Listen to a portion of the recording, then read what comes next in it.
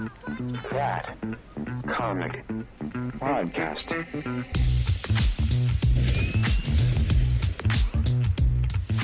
Hello and welcome to the Vault. This is something new we're trying because, goddammit, I need Buzz on the microphone more. I haven't been here in a bit. I was like, he wants to do something. I do. I'm fiended because I want to get more into the world of horror.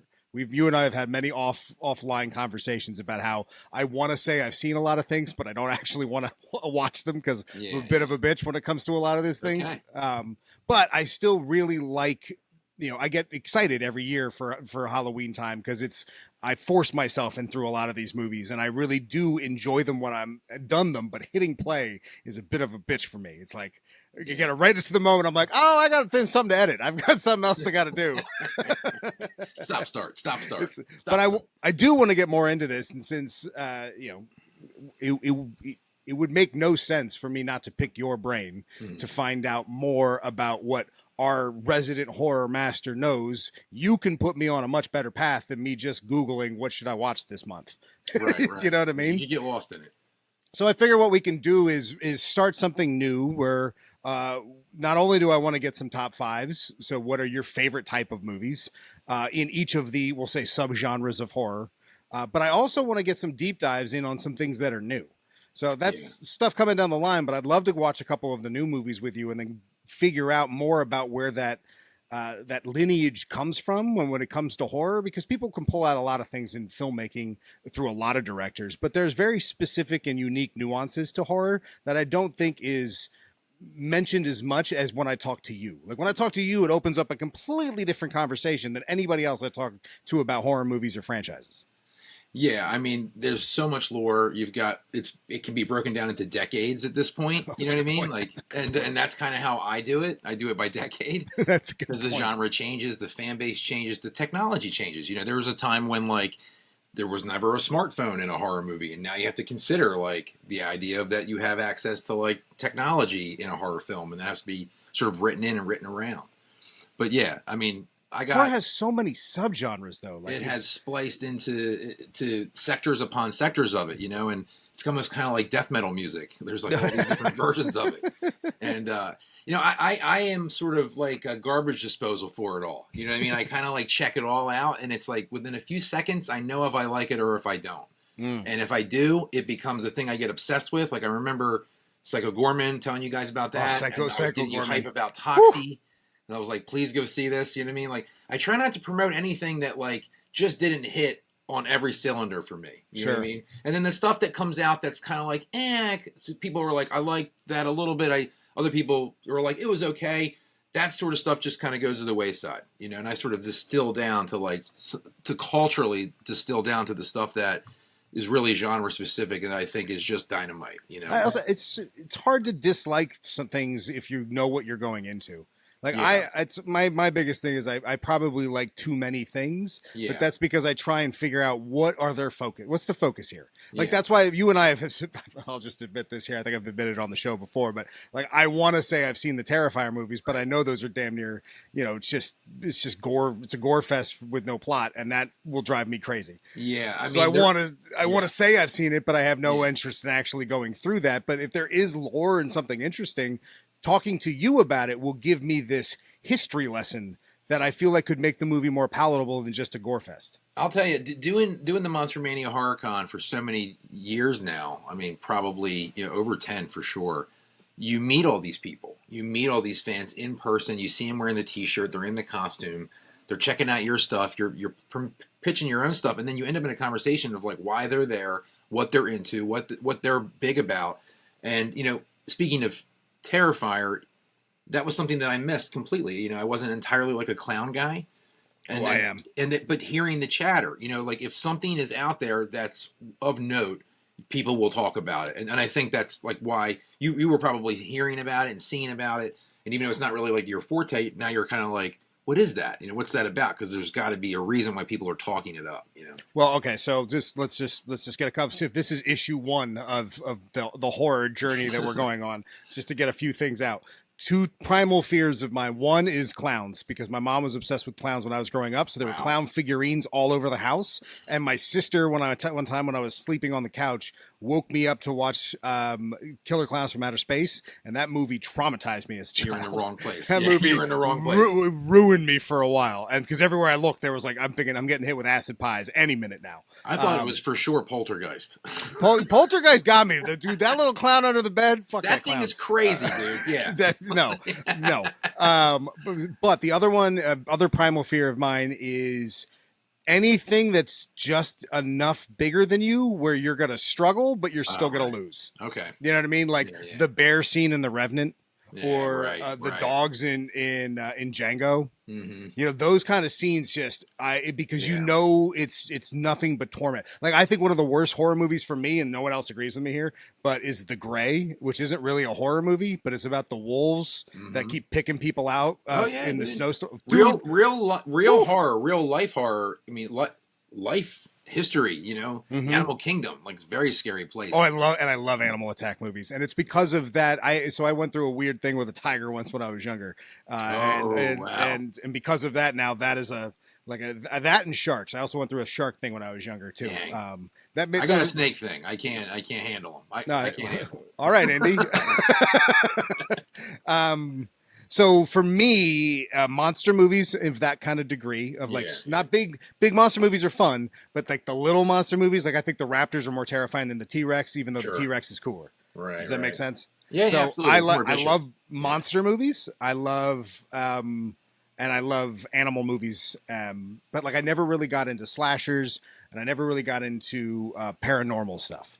So slasher wise, I thought The Strangers was terrifying just because of the whole idea of it. You opened the door, or you were home. That was the line. Home. Yeah. That freaks me out. Spree killing, random stuff is scary. Yeah, I'm gonna just say a spoiler alert for a lot of the things I'm gonna bring up, because like I know some stupid movies that people hated, but the end, like, did you ever see Hellfest? I don't think I saw that. It's a shit movie. Yeah. But it's essentially about a killer at a horror house, or a horror convention, haunted house. Excuse me. Haunted house killer. So it's a big haunted house convention kind of thing. So it's a huge place, and he's killing people there, and everyone just thinks it's part of the show. Yeah. But and spoiler alert for the ending, and you don't care about this movie, so there you go. But what made the movie great to me is that it ends with never finding out who the killer is. He just takes his mask off and puts it away, closes a creepy closet in his garage, and then goes into the door, and you hear all these "Daddy's home," and it's just this creepy ass ending. Pretty cool. It was a twist I wasn't ready for, and it made me appreciate the movie on a completely different level because of how sadistic they just made your next door neighbor. Right. You know what I mean? The way they twisted that. Twist that you weren't expecting for sure, which is crazy. And it added so much to a bad movie that it made me appreciate it. But I would say if I had to go my favorite horror movie right now, if I had to say like, what's the scariest movie you can think of? For me, it was The Descent. Yeah, The Descent is scary. I the claustrophobia of it, and the Ooh, creatures. Yeah. Even before the creatures even show up, the movie gets under my skin just from wacky. Yeah. So you know, that's funny. me. When that one came out and I saw it in the theater, it hit hard in that way. But at the time, Scream was doing so well that people just skipped it. And I think I'm starting to see like 4K Blu-ray releases for it now, where people are starting to be like, "Oh, The Descent." And it's like, yeah, like, you know, Dark City as well, which is not so much horror, but more like, you know, cool sci-fi, pulp dark sci-fi. You know, and I saw that in the theater, and I walked out with friends, and they were like, "I hated that." And I'm like, "That was excellent." What are you talking about? I enjoyed that. I don't so need much. it all filled in for me, man. Sometimes my mind will fill in stuff conceptually that I think is why film works so well. Well, and it's also why horror works so well. Like, I think one of the things that kills so many horror franchises is they go on too long and explain things that no one cares about. Right. You took away the scary part of it. Right. I don't need all the information. It was like I was talking to you earlier today about eye stuff. Like, the intention behind it is scarier than actually seeing it, because your eye seeing it can be like, oh, that was CGI. Oh, I could see where that was fake, which, you know, is cool. Some people like it when it looks fake. Some people don't like the CGI. But the idea of it happening before they show you is just as horrifying as actually showing you. I have an eye phobia, is what he's getting at. Yeah. But yeah, going back to your monster movie point, just to, you know, bookend that, movies were movies and didn't really become blockbusters or like big feature things until monster movies. Monster movies were the first blockbusters. The Universal monsters were the first blockbusters. Dracula, Frankenstein. Whether you're into them or not, this is why they're still around. This is why they keep coming back in many forms, even in other media aspects, because they were the first big entertainment things. And I think that they're also based on books, you know what I mean? Like haunting folklore. Science Absolutely. fiction is really just folklore passed down through time, you know what I mean? So I like that. the horror stories are the same, you know, like I believe this is off topic, but I believe the ancient lore story for the leprechaun goes back to something that was like a reptilian kind of creature even. Oh, really? That ate gold. Yeah, like it's Oh, that's cool. things have just been changed, you know what I mean? Because the sitting around a campfire and telling stories is old as time. And so now we just happen to do it in the form of watching a flickering light, you know what I mean, show us imagery. But yeah, it always comes. I personally feel like it always comes back to monsters because they're kind of what started the whole thing, you know. And I guess my favorite, if I had to say what my favorite subgenre is, and to get back to the point of today's video, is zombies. Zombies are my favorite subgenre. It's my favorite video game style. It's fun. like it's zombies are something that even if I like, even before I wanted to go into further with horror, I would go see opening night. Yeah. Like zombies were always one of my all-time favorites. So go ahead. I was gonna say it's funny too because when I remember, I don't know, it was like 2010, 11, 12 maybe. Whenever they dropped that Plants vs Zombies game, I was like, we made it. We're here. Mainstream. Throw some vegetation in there. We did it. All right. So to the reason why we're starting is I figure the top fives is the best way to go about this. Yeah. Fair enough. And this is going to be not only are you going to test me a little bit here because I did say I love zombies. I don't love zombies apparently enough because I've already seen this list and I don't know a lot of these movies. So I'm prepared for some of it, but I'm going to need a history lesson on most of what we selected here. So let me, I'm going to pull up the list that you gave and then let me know why I kept them in the same order. Was the order that you gave me these the actual order you'd have them? Yeah. And just a disclaimer for everyone watching, I'm a huge zombie fan across the board. So if I didn't pick your favorite, I apologize in advance. And feel free to comment what your favorite is, and we can jive on it in the comment section. Yep. And Dawn of the Dead, as far as the original Dawn of the Dead. Right. I know the remake well, but I do not know the I've seen Dawn a long, long time ago when I was much younger. But I've seen the remake a bunch of times. Remake's incredible. Remake is excellent from start to finish, and quite frankly, I didn't think the movie needed remade, but when I saw the remake of it, I was pleased as a zombie fan. I was pleased as a Romero fan. It's obvious that James Gunn and Zack Snyder paid a great tribute to it. You know what I mean? They knew what they were doing. Romero is not to be disrespected. I didn't know they worked together on that. Yeah, that's a good point. I Snyder didn't even think directed about that. it. Yeah, And Gunn wrote it. That's crazy. I know. After all this, yeah. Wow. People, that's why I'm here. what a crazy little Kevin Bacon moment. Yeah, exactly. That's wild. Wow. All right. Already blowing my mind. Yeah. Okay, keep it going. But yeah, with Dawn, 1978. You're looking at the sequel to Night of the Living Dead, which was basically a civil rights movie that put Romero on the map. It was time to do it again, and he got financing from another aspiring horror director named Dario Argento, which is a phenomenal director who wanted to help George, make the money and get international distribution rights to it. But what it really does is it's expanding the zombie lore outside of Night of the Living Dead in a way where, it's starting to spread. It's getting into like the mall. They use the mall as like a base. Romero had access to the mall, so it's like you make a film about what you have access to. So did he get a bigger budget on this one because of the success of Night? Or he got a bigger, he got foreign investors with Argento, which gave them like international distribution rights, and Argento ended up adding like his own soundtrack to it, which is a whole nother topic. But they worked together basically. He was a huge fan, and he wanted to help George make it, and you really, when you take money from people to make a movie and they're not like a fan of your stuff, they tend to try to control where they want to go with it. So working with Argento, he knew he was working with a kindred spirit and got a bigger budget. It brought in Tom Savini to do all the makeup effects. It sort of put Tom on the map like before Friday the 13th, which he's famous for. And so you're starting to get like more prosthetics into the zombies. The makeup is evolving. There's all kinds of like classic kills, from like a machete to the head and a helicopter cutting the top of a head off. So Tom really soared because he was so close with George, and George would just come up to him and be like, I want to do this, or what do you think of that? And they worked really well together. So you get these like popular kills. Got my anniversary VHS signed edition here. That's awesome. My actor Ken That's Forey. so cool. But yeah, it's cool. I think it's the one that really set the tone for everything that come after it, in the sense that like Walking Dead is a complete take from like Dawn of the Dead and then its successor Day of the Dead, which we're dealing with military, we're dealing with like survivors, we're dealing with fallout shelters. And that's what started all that. And Dawn, I mean, and tell me if I'm wrong here, but from what I understand about Romero is that each of the Dead movies had social commentary of some kind. Absolutely. And Dawn was about consumer culture. Right. And Dawn opens like in a news station, and people are panicking, and they're talking about like end of the world type stuff. And I think George even appears like in that scene as like a news guy. And yeah, it creates the hysteria. You know what I mean? Because in Night of the Living Dead, it sort of builds slow until the end. And then there's a big like moment where the lead gets shot by accident, and he happens to be, an African-American fellow, and it was like a civil rights thing. So 10 years later, it's like the zombie things have spread. And now society is like crumbling. You're seeing it from a bigger scope.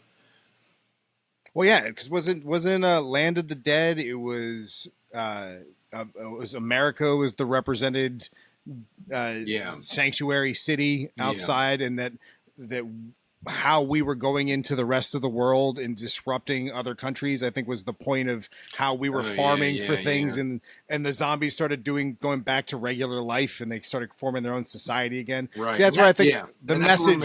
Romero always wanted to do that. He always wanted the zombies to like sort of figure it out. And it, it's all I think a reflection of society and the crumbling of like potential societies and things like that, or humanity. And he's sort of representing that, like in sort of the zombie genre. Oh, you can remember? Sorry, this just popped into my head. Do you remember Diary of the Dead? His found footage movie. Well, I wonder I don't remember that movie that well. I wonder what the social commentary of that one was. I recently checked that one out. It's a little bit lower budget, but it's definitely like George's thing. And towards the end of his life, I think he was sort of spitting them out, trying to get him out, because it was supposed to be like night, dawn, day, land. Diary isn't even in there. He's got a bunch of Diary. I don't even know where Diary takes place, because it's obviously before Land. Yeah, Land is society's gone. Like Land is, there's only a couple places left. I would be remiss to repeat the order from his original classics up until Land, because I think things started to funding and the time to get things developed and done the way that he did with Night, Dawn, Day, and Land. It was starting to get his ability to do them and make them were getting harder. And the genre was at that point sort of being washed up, if you will. You know what I mean? And Walking Dead, really, quite frankly, Walking Dead making such an impact, I distinctly remember it sort of putting a spark under him to be like, well, wait a minute, like I'm the Living Dead guy over here. And so it was like, I need to get these other movies made. And then he went out and did, Diary and Twilight, or whatever it was. Didn't he also do the Empire of the Dead? He had a comic. He had an Empire of the Dead and comic. Wasn't Empire supposed to turn into a show on AMC after Walking Dead? Yeah, and if I'm not mistaken, it basically turned into the one with Negan and the other lead. Oh, really? Is that what that show was? It just sort of like the idea gets like swiped around. You know what I mean?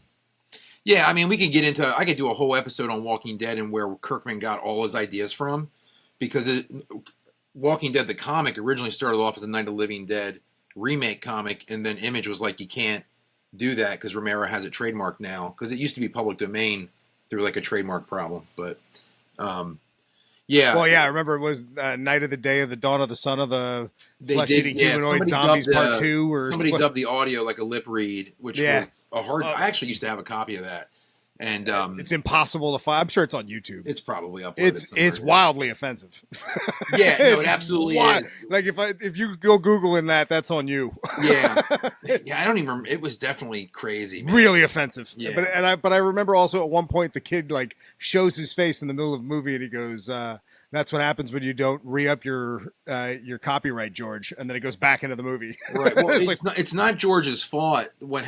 what happened was when they were cutting the final film, they wanted to change the font, and when whoever like edited the credit font in the new Night of the Living Dead, because if I'm not mistaken, it also had went by Flesh Eaters at one point or something like that, and when they put the new font in, they forgot the trademark symbol, and that's kind of like your poor man's copyright, like as you set your LLC up for everything. And with that not being in there, it opened it to public domain. I had heard years later, before George passed, Martin Scorsese had helped him edit in like 12 minutes of uncut footage they found. Oh, wow. And so that was how he was able to re-trademark it. Oh, and that's so cool. when the guys from Walking Dead jumped back on to be like, oh, they did the Battle Pope thing. They got success from Kevin Smith talking about them. They're like, let's do a zombie book. It was like, we're going to do a Night of the Living Dead thing. Valentino was like, you can't do it. You got to make it your own thing. So they make it Walking Dead. They use the font from Night of the Living Dead for the font for Walking Dead, and then it blows up because it goes back to social commentary written by Kirkman, but it's really just regurgitating everything Romero built for decades. So whereas I'm not denouncing the success of Walking Dead, I'm just saying that like someone else did it, polished it, presented it, succeeded at it. You went over and duped it and created your own thing. Well, it's almost kind of, it's an odd way of looking at it. So maybe this is just my rose tinted glasses here. But when you become a creator to a degree where you not only build a subgenre of its own, but you also build worlds in which people can play. So you create the standard that allows others to tell stories. It's like it's like elves and the folklore that made it into Lord of the Rings, right? And how you have so many fantasy stories still written about the same kind of characters that I'm sure were pulled from folklore before. 100% creates the world, the sandbox that all these other writers get to play within. That's a level of iconic that even the greatest in our creative world will never reach.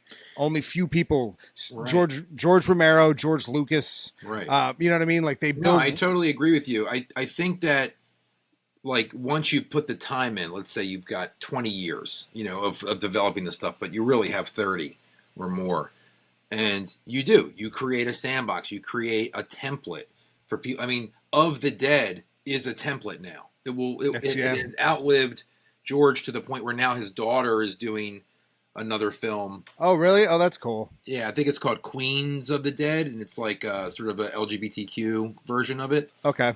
She's a DJ, or they're a DJ, and but yeah, you create this sandbox, and that's the legacy. So you've set the legacy up. It is the responsibility of other creators to follow and fans alike to remember the legacy. It is not of the other creators and the fans to come in and be like, oh yeah, I'm a huge fan of this, but I'm not going to tell anybody.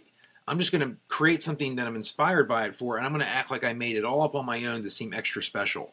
And that's not helping anybody perpetuate the longevity of their own creation. You know what I mean? Support begets support. So, you tell people, be honest. When I made this, I was inspired by this, this, and this. It helps add to your own lore. Sure. So, when you're doing like I don't want to get into dropping names on who said what, but there are people who have created pop culture things who have been like, oh, it seems very much like this. Were you a fan of that? Oh no, I've never heard of that. You have. It predates you. You know what I mean? So I think like the legacy is the sandbox created, like you're saying, but it's up to everyone else that's a fan of it and also a creator to remember that. You see it big in comics. Everyone's always like, oh, this guy didn't get credited. All the creators are mad because they're not crediting this guy as well. And it's like, well, you have to fight for it. I think I agree when it comes to creators, no question. But as far as when it comes to fans, and that's kind of what we're doing here, is it's up to the lifelong fans like you to put the fair weather fans like me on the straight and narrow. Right. Like, I'm never going to do the research that you would want Right. me to do to have the knowledge to be able to go, oh, the lineage of this type of story goes back to Romero. Now, I do because of zombies, but I'm not going to do that outside of zombies. Like, I already Yeah. know You that's don't where have my to, knowledge you don't ends. have to know it to be a fan. You're right. Right. And, I think if but you, yet, but that's the beauty of where, you know, of the throne you sit on. That's the point of all this, is that the I will say more that- we get to have these kind of conversations, Yeah. the more that those fans that I would argue I represent here are going to have the experience that we both know they deserve to have, that Yeah. too often becomes gatekeeping. Yeah, I'm not trying to gatekeep on any of it. I think it's more like lost art. And Absolutely. so I'm saying, hey, you know, Absolutely. check out. You like this? That's a really Exactly. cool painting. Check this one out. So, like, and you know, to bury the lead a little bit here, Buzz and I have been talking about doing a series where we review a newer horror movie, but then Buzz takes me on a journey on all of the stories that could have potentially, you know, regardless on whether or not the filmmakers have accredited these films, it's very blatant that it is inspired by, or at least the genre has inspired filmmakers alike to use elements from it. And it's pretty cool when you go down that rabbit hole. It's an honorable way as well. It's no different than your own family lineage. Mm-hmm. I like it. Your parents, your parents' parents, etc. You know what I mean? Everybody has it, right? I mean, you wouldn't be here if not. And that's always been my point. I know a lot of times I feel like it has always come across as gatekeeping. But it was always about lost art and forgotten creators. I don't, I think that's the crime. think that's true. I think it's true to hold creators to account for that. I do, because especially when it's blatant. But with fans, I don't think it ever comes across as gatekeepy until you start to mock them for their tastes. Yeah, and yeah, that's where we either. and no, I'm not saying that you do. What I'm saying is that we are in, especially in the comic book world. I've seen it too many times. It's nasty in the comic book world. I've gone into a shop one time, and I'm not throwing the shop under the bus here, but I've gone into a shop and seen the person working behind the counter ridicule someone for reading Harley Quinn at the time because of how popular she was becoming. And it was like, obviously her first time, you know, I mean, not her first time, but her first couple times in the comic shop, and you've just made it a horrible experience. And I hate seeing it. Yeah, and the internet is so filled with them that it's kind of nice being the other voice. Yeah, it's hard. It's easier to say something negative than it is to say something positive. Always. So because I know that to be true, and you know, the if you have 10 people in a room, it's going to fall to the lowest common denominator. You know, you're trying to be an amplifier for like what's great about it. You know what I mean? I see it in every art form I work in, the competition, and it's not really necessary. It could be camaraderie. It could be community. And everybody does well, you know what I mean? Like when everybody is promoted. Yep. And so it's a fine line between who is and who isn't doing that. But that's kind of what I've always tried to just carry the camaraderie aspect.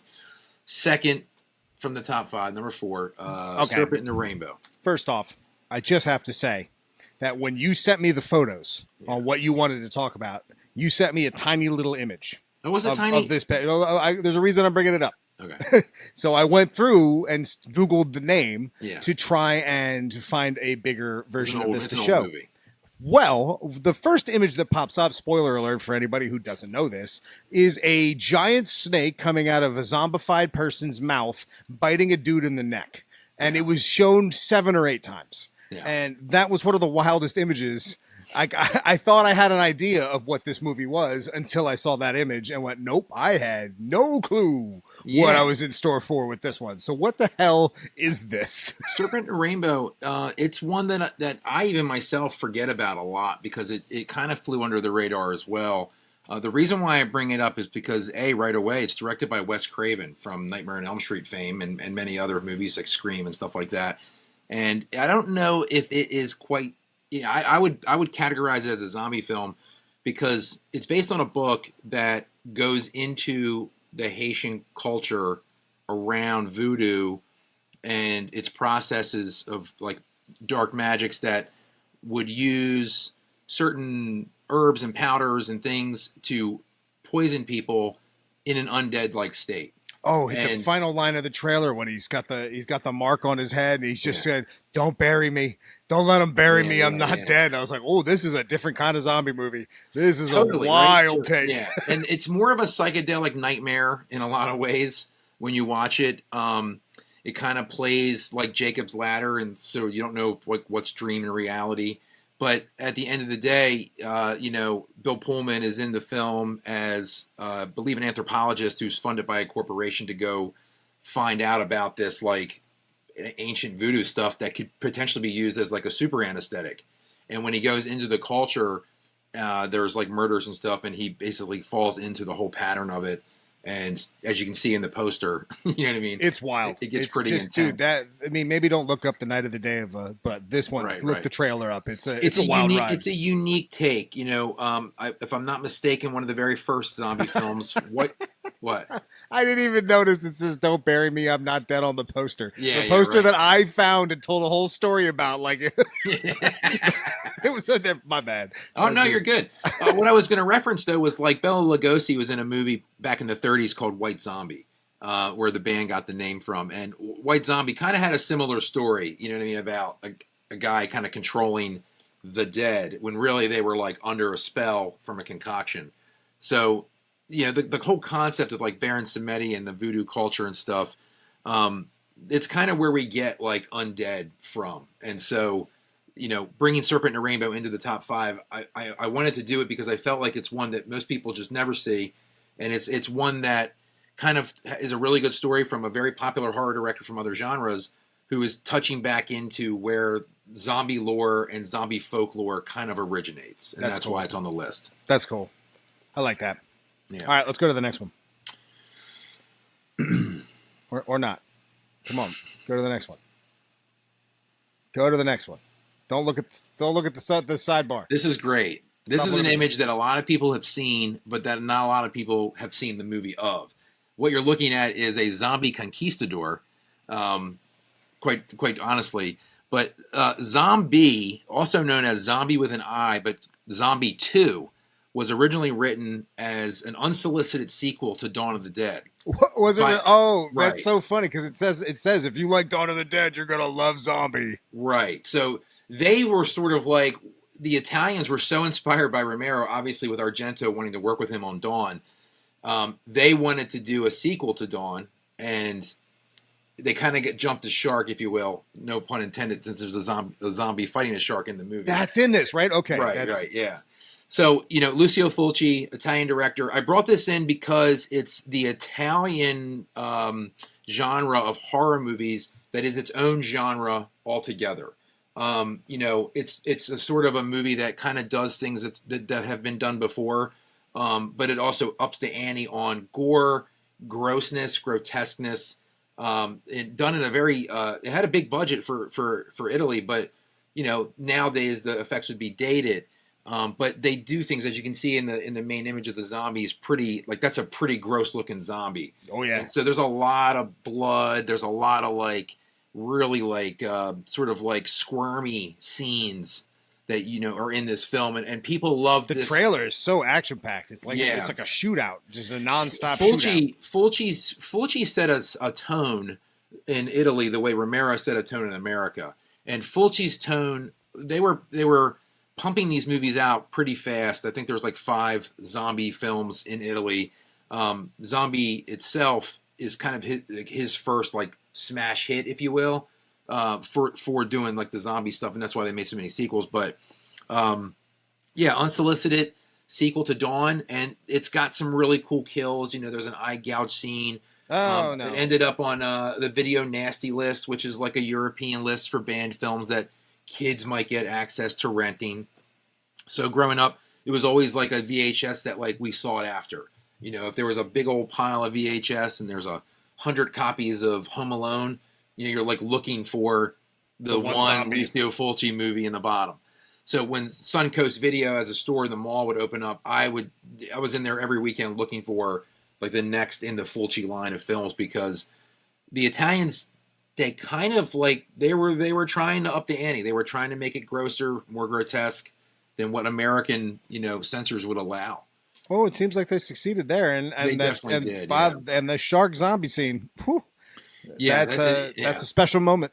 It's a unique moment, and if I'm not mistaken, it's made its way onto T-shirts and part of the culture and the lore because of how silly it is that Shark versus zombie. I mean, shark versus zombie. Yeah, basically a boat comes into port, no one's on it, the guy that owns it is missing.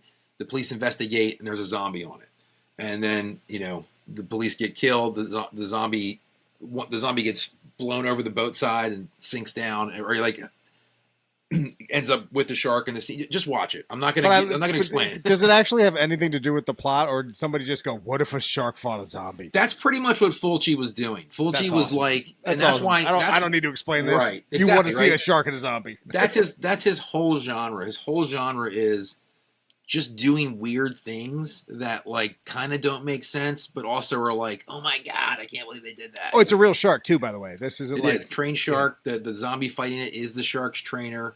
Yeah, so it was all planned. Great. All right, let's move on to the next because I think I'm starting. Yeah, one of my all-time favorites. Right. I had to pick one that everyone would know, and I'd be remiss to not pick Evil Dead at all. And the reason why I pick Evil Dead is because outside of Walking Dead television stuff, I feel like the Evil Dead franchise is sort of leading still theatrically the zombie franchise. But are we playing fast and loose with the term zombies if we're talking Deadites here? So what I wanted to introduce is that the thing that why I made it my top 5 is because we're getting Raimi, right? So we've got this director now that everyone knows and loves from the superhero stuff, Doctor Strange and the original Spider-Man with Tobey Maguire. But this is his first breakout success. I think he was 21 years old when he made it. It went to Cannes. Romero was a huge fan of it. And what it does is it brings in humor. It brings in the humor before Shaun of the Dead. You know what I mean? You're getting that funny, hijinksy, Three Stooges-y kind of stuff. But was that for the first one? Or I thought they really amped that up for the second one. They amped it up for the second one, but the acting, the over-the-top acting of Bruce Campbell is what is bringing you... it is much more scarier and darker. And part 2 really is part 1, 40 minutes in. Yep. And then they have other stuff. And then it's just goofy. It's goofier. Right. But I think his facial expressions, his reactions, that is what's really driving this whole movie is we'll swallow your soul, the crazy stuff. But the highlight outside of Raimi's directing style, bringing in some of the humorous elements starting to come into the undead genre. He brought in the Lovecraftian thing. You've got the Necronomicon. Mm-hmm. They find the tape, they listen Nickel. to it. What'd you say? What he said in Army of Darkness. Oh yeah, but yeah, so yeah, it's this Lovecraftian aspect. So now the Deadites, I mean, they're basically possessed versions of undead. Yeah, but they also float in the air. And I guess you could argue. Hold on. I guess you could argue that even zombies have subgenres because Night of the Living Dead is obviously very different than the rage monsters in 28 Days. Thank you. Right. 28 Days could be on this list, but you're talking to a guy who, was into zombie movies before 28 Days Later ever came out. But I mean is, what constitutes a zombie for this list? Just anything that's undead? Yeah, I mean, there's films that I like just as much as these that I would slice into, a zombie genre. Because I remember fighting so many people when 28 Days came out, and they're like, It's they're not not a zombies. thing, And it's I'm a like, rage well, thing, I mean, right, they are right. zombies, though. You would find it in the zombie section. Your flesh is ripping apart. You're not living. You're kind of dying. You know what I mean? You are alive, but rotting and dead and deteriorating from whatever. There's all kinds of you've got contamination stuff, you've got voodoo stuff, you've got supernatural. So we can break the genres down at a later date. My list is a smorgasbord of people who brought something to it that wasn't there before. Interesting. Okay, I got That's why the list is here. There's a lot of things on this list I wanted to be on this list. I had to narrow it down to people who brought things to the table that we had not really had yet. that had changed the game, if you will. I got Walking you. Dead is awesome. It did not change the game. It just brought in and highlighted an element of the culture in zombies that had already been in film and fandom had already built around. You see what I mean? Like, Sure. it's not new. It's cool. It's great. It's well written. It's well acted. It's winning awards. It's still around. No diss. It's just not doing anything I haven't seen before. Well, and it's none of those things now. Right. It's something else now. And that's fine. But my point is that all it really did was capitalize the zombie genre. It capitalized it. Now it's everywhere. Now it's in everyone's home.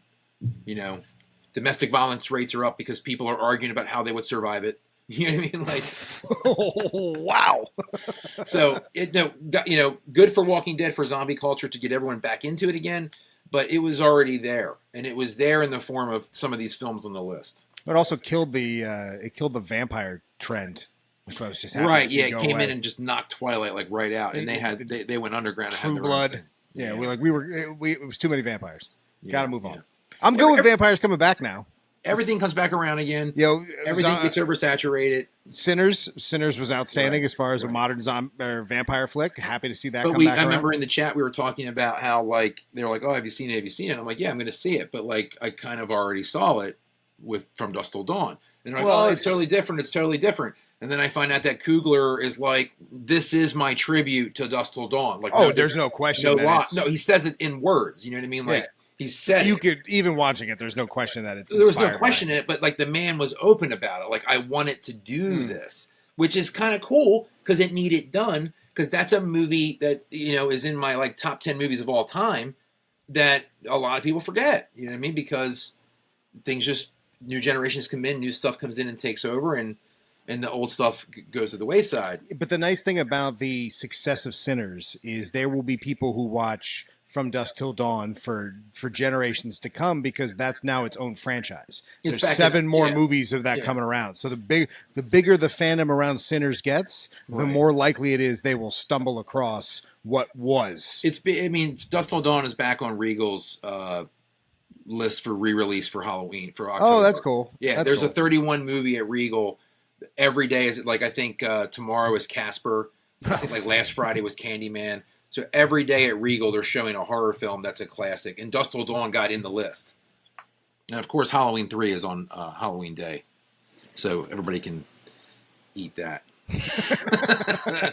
All right, the last one, which I want to talk, its similarities with obviously Zombie here.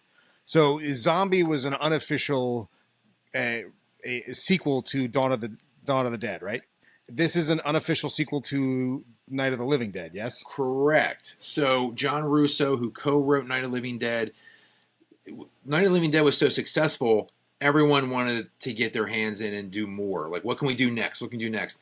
So Russo and Romero agreed. I don't know how that conversation went, if it was like a bad blood thing or if they were cool with each other on it. Russo went his own way and wrote Return of the Living Dead as a novel.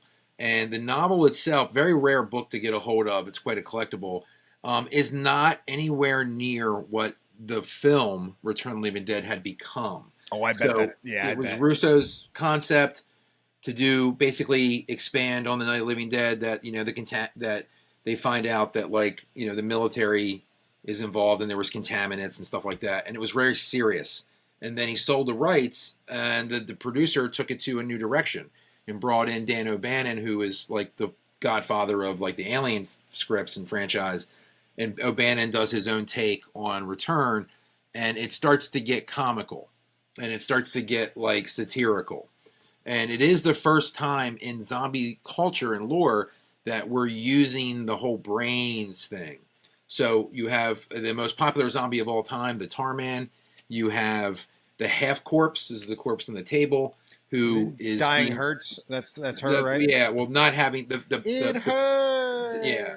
And eating the brains makes the pain go away. Mm-hmm, yeah. And then you have Tarman doing brains. Bring more paramedics. Right. So you're getting sort of like sentient zombies again, and that's definitely indicative of where Romero wanted to go. But here you're in, like, I guess 1984, 85. it's at this point that the zombie genre is exploding. At this point, you've got Evil Dead in '81, Dawn in '78. And by the time you hit the mid '80s, there's so much other stuff that came out in the mid '80s that's zombie related. This happened to be the peak '80s zombie film. You're getting a punk rock soundtrack.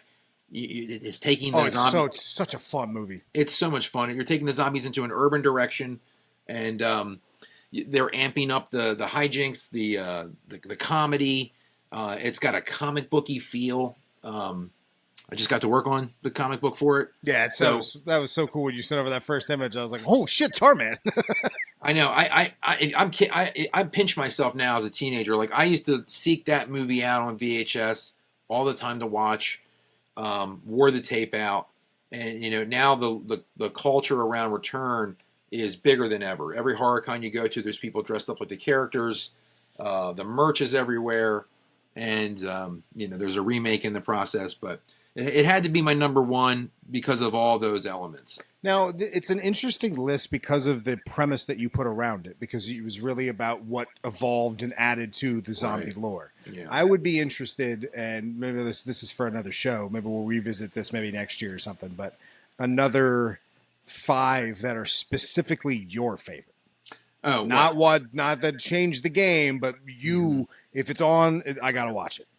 Yeah, there's a couple on the list I would just move in and out for like a couple others. Like I love Cemetery Man, which is like if you haven't seen that one, watch that one. It's like if Edgar Allan Poe did Evil Dead, which is really, really, really artsy and cool. The effects are great. It's a little bit of a foreign film, so it doesn't quite play like one. It plays like Europe's take on Evil Dead. But I feel like it's like it went under a different name, like Della Morte for a while. But in America, it was released as Cemetery Man, and I love that thing. That's an honorable mention. Another honorable mention for me is Return of the Living Dead Part 3. Oh, that's the chick with the chick. Yeah, so you're such getting a fun movie. Melinda Clarke playing Julie, which is another. She's got all the stuff coming. Like she's got the glass and the yes. All right. So she can't fight the hunger for flesh. So she's like doing self-mutilation, and it's dated effects, but it's definitely intense, and like she becomes this really cool character by the end of the movie, and she shines in it, and that's why I like the film. But they also like take the using zombies as meat batteries in war to the next level, which is just kind of like super silly. Meat batteries in war. Yeah. All right, so one last thing that I think would be fun, and we're going to do this somewhat quick, but I realized that after our long talk about the history and lineage of zombie movies, that one of the worst websites for something like this has their top 100 of all time ranked from the best source for finding out what people think about movies, Rotten Tomatoes. So I figure let's pull up this list. Let's go through it together. You want to start at 100 or like 10? I think we're gonna start at 1, and we're gonna see which of these versus I know, and what we agree. We'll just go through a few of them. But the first one here, I have never heard of. One Cut of the Dead, 2017. I have no idea about this. Right. Yeah. So you're getting into sort of the Asian aspect genre, which Train to Busan is another one of. Train to Busan I've had on my watch list forever. Right. And I want so badly to watch this movie, but something always comes up that we either have to review or and then of course when I finally get a chance to watch it, I'm like, do I have laundry to do? Oh, I've got Well, that genre is very intense. It's very intense body horror stuff. It's they don't pull any punches. It's definitely I don't watch like everything that comes out. So forgive me for that, but from what I understand, like that genre is leading the pack with pushing it to the next edge. Well, I say this is on our list for movies to review. I say we go through this and then see what it's connected to, because this is one I've been stoked for a while. I think it's ridiculous that it's above Night of the Living Dead. Right? Yeah, I don't necessarily know if I like this list already, but that's just me. Night of the Living Dead at number 3 is a wild take to me. I'm sure Train to Busan, outdoes like the gore on Night of the Living Dead. Like the Night of the Living Dead It's not the first zombie film, but it is like the quintessential zombie film. Absolutely. And depending on how you, I mean, I guess if they're basing the list solely on the tomato meter and on Is that what they're doing? the score Okay. for viewers. Okay. So if it's just based on that, then I give it a pass. But if somebody actually sat down and put this list together, shame on you. Yeah, it's. I feel like that needs to be right? a little higher. How do the scores rate? I feel like it's got to be the scores because you can see the score drops a little bit here with Night of the Living Dead to 87 from 89. And then we go a little bit further down with Reanimator from 95 to 94 and 87 to 82. So it's based on the score. Yeah, and Reanimator's a fun movie too. Reanimator is phenomenal. I just don't know if it would be in the top 10 for zombie films. Like Dawn of the Dead is in the top 500 movies of all time. That should be number one to start. Well, and you can see Dawn of the Dead are right there, 90%. So out of all of these, the actual viewership outside of critics is the highest. Okay. Yeah, it's higher than everybody. So far, right. that's the highest audience score. Yeah. Oh, look at this. Shaun of the Dead at 93. Yeah, now, I mean, that's different, though. That's going to hit a whole different market. Yeah, it's a different genre. It's another different genre. The comedic aspect, the British aspect. That's so good. By the way, phenomenal. One of my all-time favorites. You don't like Shaun of the Dead, you don't like zombie movies. Oh, I love that. Oh, look at this. Return of the Living Dead, number 7. All right. Yeah, of course it has to be in there. All right. Blood Quantum. I don't know that one. 2019. I skipped that one, but it's an intense one. From Record is pretty good, although this is Rec, so this isn't Record. Okay. So Record's still good. I think both of these are good. I don't know if I'd put it at 9 though. That's a little high. Well, there's just Zombieland. I love Zombieland. Like Dead Alive right there should be above like the last 4. You know what I mean? And 28 years above 28 days. Get the hell out of here. Yeah, that's wild. No, that's wild. Nope. That's wild. Nope. The Night Eats the World. Oh, that's cool. Kind of a cool cover. I don't know that movie. I don't know it either. Like I said, I can't watch everything all the time, but I'm happy that doing this podcast with you is teaching me something as well. It's gonna be fun. The Girl with All the Gifts. Never heard of that. The Autopsy of Jane Doe. Wow. I Walked with a Zombie. That seems old. 1943. Oh wow. Yeah, it's a Hammer. I think that's up your alley. There you go. Yeah. Corpse Bride. I don't know if I'd put Corpse Bride. I guess it's a zombie movie, but I don't really consider like a it one. Movie. Yeah. Ponytail, Overlord. Overlord was wild. Warm Bodies I enjoyed more than I thought I would. Yeah, they got that idea from me. I love that. Is that true? Kind of. Well, that's a story for another time. Yeah. They didn't have it until I pitched Living Corpse. Oh, really? Yeah. So what? To that studio? Yeah. Oh, that's crazy. Yeah, it's funny when you pitch stuff in Hollywood. They'll act like they really, really like it, and then when you don't hear anything from them in weeks, they've taken your idea and they're rewriting it. You're just waiting for the trailer to drop. Yeah. So don't go to Hollywood with your movie. Make your movie on your own. And it's there you go. There's a tease. there's a tease. We don't need to. Here, that's breadcrumbs. There you go. Little breadcrumbs right there. Remember that. Remember what he just said. There's so many movies missing from the list that should have already seen. I have no idea what I'm looking at anymore. The list is kind of going sideways. Yeah, when we get to 42 and we're at Dead Snow, isn't that those zombie Nazis? I haven't even seen Land of the Dead yet. Land of the Dead was up higher. Was it higher? Yeah, Land of the Dead was pretty high. Land of the Dead was... I skipped that. There it is. Land of the Dead. Yeah. But I don't think it should be above Cockney versus Zombies. I don't think it should be above. You know what's weird? You know what I'm noticing by this is it's like a lot of the stuff is either classic, old, or somebody's new take on it. And there's a ton of stuff that isn't in that list that is awesome that you would only know from a VHS perspective. Wait, what was that movie you had me watch? We talked about this on the show. Popcorn? Popcorn, yeah. I would have never in a million years. Yeah, like Night of the Creeps should be on that list. And I've never heard of Night of the Creeps. Oh man, where do you think Stranger Things got their intro from the logo? When the pieces move in and make the logo. That's from that? That's a Night of the Creeps take, yeah. See, this is what I'm talking about. This is the gateway. And in Night of the Creeps, it's like aliens drop off a canister to Earth, and these slugs come out, and they get in people, and it's on a college campus, and they basically become zombified. They're like walking around like zombies, and when you kill them, the slugs pop out. Well, I mean, that was in Slither. They did that, and what were we just talking about? What do you mean? Right before Night of the Creeps. I'm sorry, I lost track. with I don't know. Never mind. Forget that part. Cut that. Cut that. Sorry. I was trying to make a point, and I got so into talking about Night of the Creeps, I completely lost my point. Well, okay. I think this is a good start. I feel like I have a much deeper knowledge of what constitutes a zombie movie, because I'll be honest, I wouldn't have necessarily thought of Evil Dead as a zombie movie. I would think of that like paranormal possession, but I can see how it makes the list. Well, I mean, when you get to Army of Darkness, what are you dealing with? An Army of the Dead. So it's true. It was, but like, do we consider skeletons zombies? Yeah. Are they? See that? I mean, yeah, reanimated corpses. You know what I mean? Moving dead. You know what I mean?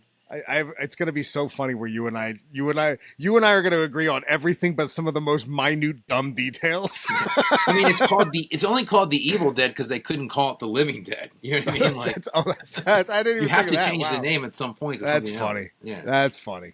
I mean, you go back through the films. It's like I Walked with the Corpse, The Walking Corpse. You know what I mean? Like it's always like everyone is trying to, spin off that title. Well, what do you think we're doing next time? Well. We're either going to do the top slashers or like top horror films of all time. Top 5. Oh, you're able to do top 5 of all time for me? I can create a top 5. As I always say, it's tangential. It's constantly shifting like a kaleidoscope. So where you're at this year? Yeah, in the moment is where I'm at. You know what I mean? Oh, and then we'll have to do decades at some point. Yeah, maybe it would be. I mean, at that point, we might as well. Now that we mentioned it, we might as well just do it like best top 5 horror movies of the 70s, top 5 horror movies of the 80s. Because if you what was if you the do best 80s, decade for horror? What's that? What do you think the best decade for horror was?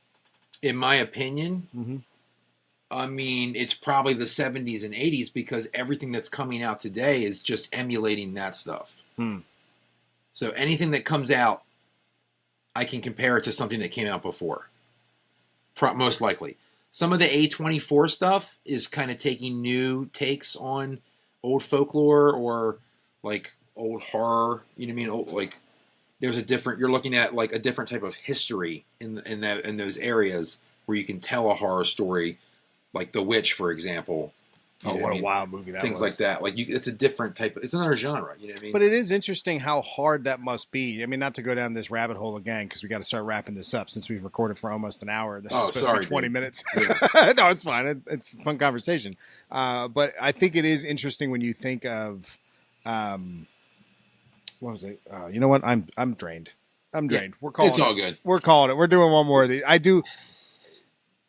Never mind. I was going to try and rehash it, but no, we're going to stop it here because poor Moshko has to edit this thing. Yeah, we've gone on for so long. But I do want to hear more about. I think I want to do, if you don't mind, I think I want to do slashers next. Yeah, let's do that. I mean, I'm already working on it, so I want to do slashers next. Let's do that. And then let's do. I just got a copy of Good Boys, so I'm pretty stoked to check that out. That's been out of all the horror movies coming out recently. That's the one I've been looking forward to the most. Is it streaming?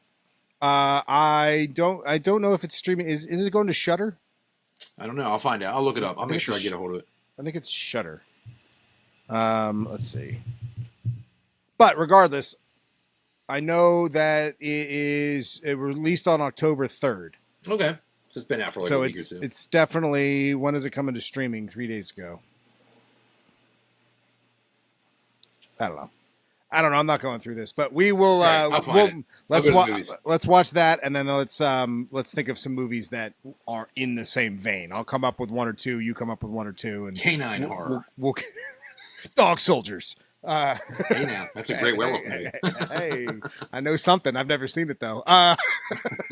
It's what you can get through that one. I can get through that. Okay, yeah. I can get through a lot. I'm a bitch before I hit play. Once I get to the end, I'm fine. But I don't especially with eye things. Like you should have seen me in the theater during Evil Dead when the needle started coming at the eye, and then she hits him a bunch of times. Yeah. Oh, I almost threw up in the popcorn. I'm not a needle guy either. I don't do the needle thing. No, thank you. But on that note, go over, do all the things that all your social media people tell you to do. All the YouTubers tell you. We need all that same support. So the like button, the comment, let us know what your favorite zombie movies are, what your top 5 is, because I think it would be interesting to see. Put your top 5 in. Let's talk. I like that idea. All right. With that, Mendte. And I'm Buz. Deuces. Buzz on. Deuces. That's that. And that's that. That's that.